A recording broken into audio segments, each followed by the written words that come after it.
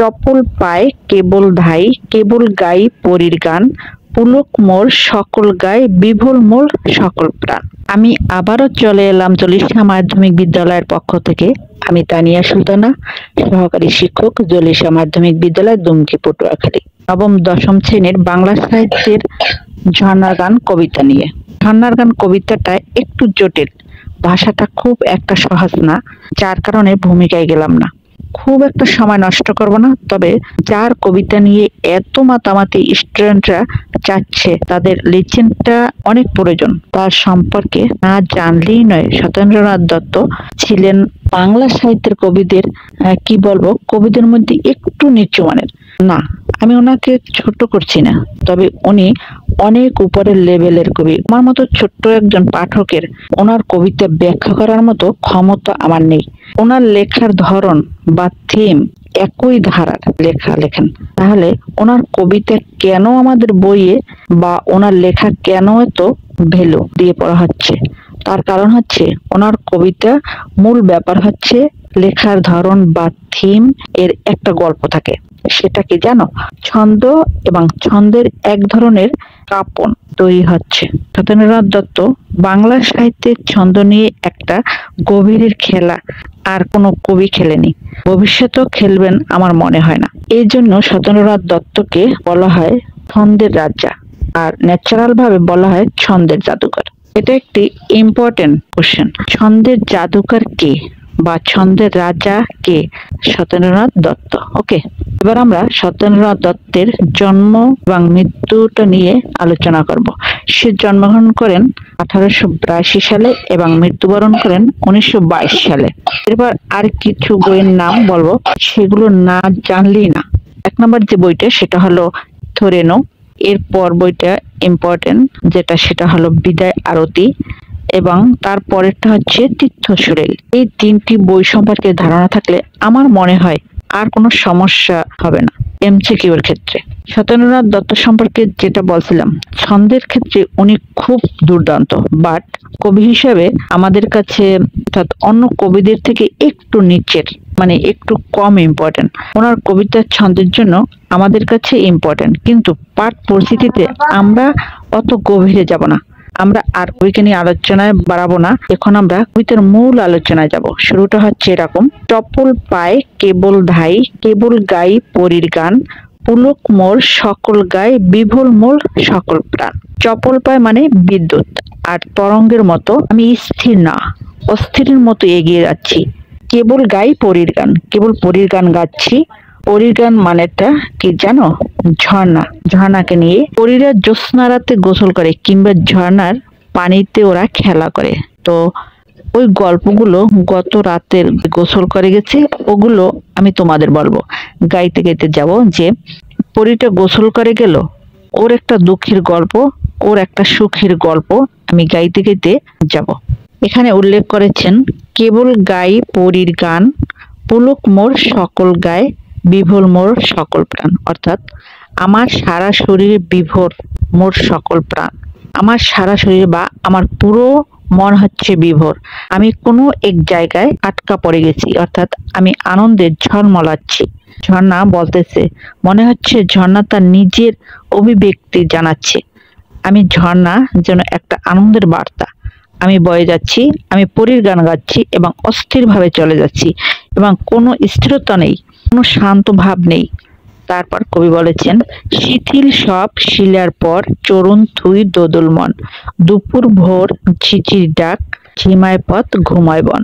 শিথিল সব শিলার পর, অর্থাৎ একদম ঠান্ডা সব পাথরের পা ফেলে ফেলে আগাচ্ছি, এবং যখন সব চুপচাপ, যখন ঝিমায় পথ ঘুমায় বন, যখন সবকিছু ঘুমাচ্ছে তখন কিন্তু আমি আমার মতো চলে যাচ্ছি। নীরব স্থির পাথর, যার মধ্যে কোনো নড়চড় নেই, তার উপর দিয়েও আমি হেঁটে যাচ্ছি আমার অস্থিরতা দিয়ে। আমি কোনো কিছু কেয়ার করি না, আমার কিছু যায় আসে না, আমি আমার মতো চলে যাচ্ছি। বিজন দেশ কুজন নাই। এখানে একটু বলি, বিজন দেশ মানে দেশ, কুজন নাই মানে পাখির ডাক নেই, নীরব, পুরোপুরি নিস্তব্ধ। নিজের পায়ে বাজাই তাল, ঝর্ণা বলতেছে আমি বয়ে গেলে একটা কুলকুল শব্দ হয়, ওই শব্দটার যেন তার পায়ে তাল বাজাচ্ছে, সেজন্য তাল দিয়ে দিয়ে আগাচ্ছে। একলা পাই একলা ধাই, দিবস রাত সাত সকাল। অর্থাৎ আমি একলাই গাই, একলাই এগিয়ে যাই, দিবস রাত সাত সকাল। আমি রাত দিন 24 ঘন্টায় যখনই আমি যাচ্ছি একাই যাচ্ছি, কাউকে আমার দরকার নেই। আমার বাজনা আমি বাজিয়ে যাচ্ছি আমার মতো। ঝুঁকিয়ে ঘাড় ঝুম পাহাড়, ভয় দেখায় চোখ পাকায়। সুন্দর দুটি লাইন। আমি আবারও বলছি, ঝর্ণা কোথায় হয় বলতে পারো? ঝর্ণা পাহাড়ের ভাঁজে হয়, পাথরের যে ভাঁজ সেখানে হয়। সে বলতেছে ঝুঁকিয়ে ঘাড় ঝুম পাহাড়, ভয় দেখায় চোখ পাকায়। পাহাড়গুলো যেন ঘাড় ঝুঁকিয়ে ভয় দেখাচ্ছে, ভয় দেখায় চোখ পাকায়, আর বলতেছে এই ঝর্ণা তোরা তো কিসের সাহস রে, এতটুকু তুই পানির একটা ধারা, তুই লাফিয়ে লাফিয়ে যাস, তোর কোনো ভয় নেই, তোর কোনো টেনশন নেই। এরকম একটা থ্রেড যেন পাহাড় ঝর্ণাকে দিচ্ছে। এখন ঝর্ণা কি রিপ্লাই দিচ্ছে দেখো। শঙ্কা নাই সমান যাই, টগর ফুর নূপুর পায়। অর্থাৎ আমার কোনো ভয় নেই, আমি যেমন যাচ্ছি তেমনই যাই। আমি টগর ফুল নূপুর পায়ে যেমন ছিলাম তেমনই যাই। আমি পাহাড়ের ভয়কে কেয়ার করার সময় আমার নাই। ঝর্ণা আমি এরকম। আবার বলতেছে ঝর্ণা, কোন গিরির হিমললাট ঘামলো মোর উদ্ভবে। খুবই ব্যাখ্যার একটা লাইন। এখানে গিরি মানে হচ্ছে পাহাড়, হিম মানে বরফ, ললাট মানে হচ্ছে কপাল। কোন পাহাড়ের বরফের কপাল যেন ঘামলো মোর উদ্ভবে। অর্থাৎ আমি যেন কোনো পাহাড়ের কপালের ঘাম। ঝর্ণার জন্ম কোন এক পাহাড়ের গলিত ধারার যেন ঝর্ণা। কোনো পাহাড়কে ঘামিয়ে যেন আমার জন্ম হয়েছে, বরফের গলা পানিতে যেন আমার জন্ম। এটাই বলছে। কোন পরীর টুটলো হাড় কোন নাচের উৎসবে। কোন পরীর গলার হাড়ের যে ভাঁজগুলো, পাহাড়ের ফাটলের থেকে ঝর্ণার সৃষ্টি। পাহাড়ের ভাঁজটা যেন ওই পরীর গলার হাড় মানে গলার হাড্ডি না। এই হাড় হচ্ছে সোনার গহনা, যাকে নেকলেস বলা হয়। কোন পরীর গলার হাড় ভেঙে কোন নাচের উৎসবে চলে এসেছি আমি জানি না।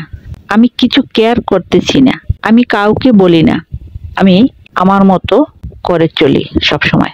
খেয়াল নাই নাই রে ভাই, পাইনি তার সংবাদী, ধাই লীলাই খিলখিলাই বুলবুলির বলসাদি। অর্থাৎ আমার কোনো খেয়াল নাই, আমি কারোর সংবাদ রাখি না। কে কি করলো না করলো আমি আমার মতো এগিয়ে যাই। খিলখিলাই বুলবুলির বলসাদি, বুলবুলির পাখির মতো আমি ডাকতে ডাকতে এগিয়ে যাই। বন ঝাউয়ের ঝোপগুলায় কালসারের দল চড়ে, শিংশিলায় শিলের গায়ে দালচিনির রং ধরে। বন ঝাউয়ের ঝোপগুলার ঝর্ণা বলতেছে যে বনের পাশে যে ঝোপগুলো হয় কালসারের দল। কালসার বলতে হরিণ বা খরগোশকে বোঝানো হয়েছে। এই পানির কাছে কালসারের দলগুলো ওখানে ঘোরাফেরা করতেছে। ঝর্ণার আশেপাশে শিলার গায়ে, অর্থাৎ ওদের শিং আর শিলার গায়ে ঘষা লেগে দালচিনির রং ধরে। অর্থাৎ যখন পাহাড়ের উপর অনেক দিন পানির ধারা বয়ে যায়, মানে পানির যে স্রোত বয়ে যায় বা ঝর্ণা বয়ে যায়, তখন পাথরের রংগুলো ডিসকালার হয়ে যায়, রং চেঞ্জ হয়ে যায়। তখন মনে হয় সে যেন পাথর রাঙিয়ে যাচ্ছে দালচিনির রং দিয়ে, পাথরকে কালারফুল করে যাচ্ছে। এখন ঝর্ণা নিজেকে বলতেছে, ঝাঁপিয়ে যাই লাফিয়ে ধাই, দুলিয়ে যাই অচল ঠাট। সুন্দর দুটি লাইন। অচল মানে পাহাড়, ঠাট মানে ফাটল। অর্থাৎ পাহাড়ের ফাটলকে যেন আমি দুলিয়ে যাচ্ছি, ঝর্ণা যেন পাহাড়ের ফাটলকে দুলিয়ে যাচ্ছে। এরপর হচ্ছে নাড়িয়ে যাই বাড়িয়ে যাই, টিলের গায়ে ডালিম ফাট। অর্থাৎ আমি এগিয়ে যেতে যেতে যেন নাড়িয়ে আর বাড়িয়ে যাচ্ছি টিলের গায়ে। ডালিম ফাটলে যেমন সেরকম যেন। এরপর হচ্ছে শালিক সুখ বুলয় মুখ, ফল ঝাঁঝির মকমলে। অর্থাৎ শালিক হচ্ছে শালিক পাখি এবং সুখ হচ্ছে আমার টিয়া পাখি। টিয়া পাখির জন্য বুলয় মুখ, ফল ঝাঁঝির মকমলে। অর্থাৎ ঝর্ণার যে গা মানে শরীরটা যেন মকমলে, পানির যেন ঝিলমিল করে যাচ্ছে, সে যেন মখমলের কাপড়ের মতো।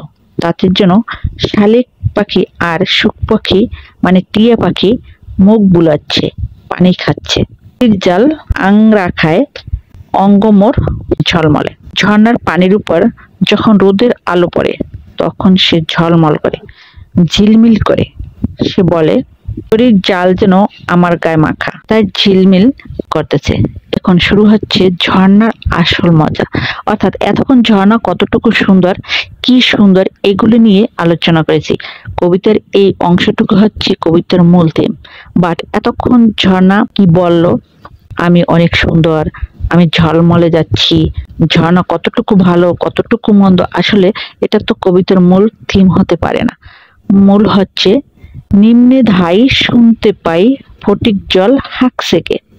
ফটিক মানে হচ্ছে স্বচ্ছ, স্বচ্ছ পানি। অর্থাৎ যত ধরনের নিচে মানে পাহাড়ের নিচে, পাহাড়ের ঢালে লোকালয়ে চিৎকার করে বলতেছে ফটিক জল, স্বচ্ছ পানি, পরিষ্কার পানি পাওয়া গেছে, পানি খাবো।